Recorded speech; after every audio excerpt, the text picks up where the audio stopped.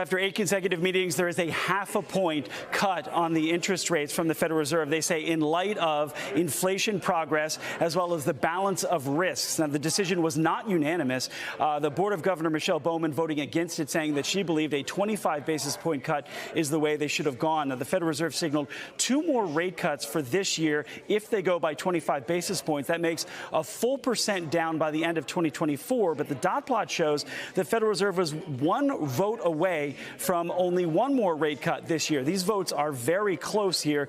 And then they're forecasting 4 cuts in 2025 if they go by 25 basis points. Again, 1 vote away from 3 cuts in 2025, 2 rate cuts in 2026, and 0 in 2027. Now, the Federal Reserve members, they see the numbers on unemployment ticking up slightly to 4.4% by the end of this year, holding steady at 4.4% through next year, and then dropping in 2026 to 4.3%. 4.2% in 2027. Now, this Fed sees inflation slightly falling, finishing around the year, the PCE inflation about 2.3% and continuing to fall to the 2% target by the end of 2026. The core inflation, the one the Federal Reserve Chairman says that he watches, the Fed sees that dropping to 2.6% this year, 2.2% next year, and hitting the 2% target in 2026. Now, in the statement, the Federal Reserve says that economic activity expanded at a solid pace. Now, one change in the language about inflation, saying that inflation gains have slowed.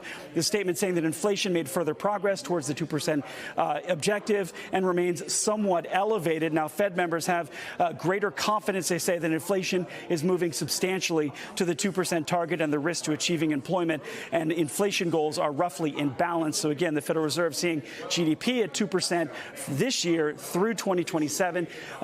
Charles, 0.5% surprise.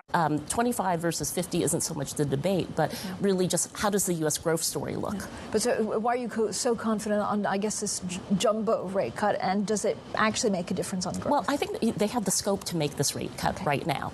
And right now you are seeing all of the signs pointing to doing more would actually probably send the right signal. When you look at the labor market conditions, that the upside pressures on inflation are waning right now, and that when you actually just look at just how restrictive policy is, there's a scope to do 50 right now. But I don't think there's consensus yet. Yeah. So it could still be 25. So do you think the Fed is actually behind the curve? Because I think you're expecting 50 September and then 25 in December. I think there is a debate that the Fed is behind the curve, but I'm not as worried about the labor market as some, because the household surveys are not showing that there's a lot of consumer demand is still there, and there's not a lot of job shedding that's going on. So I think that debate is going on. It's whether the Fed's tone, no matter what, I think is going to be relatively dovish. But so you're expecting actually 50 September, 50 November, and then 25 in December. Yeah, so no, we're calling that it is a cycle, but I think there's more concerns on looking into 2025, and that's in part because of the election results. Can you really have inflation come down further, given some of the policy proposals that are under discussion?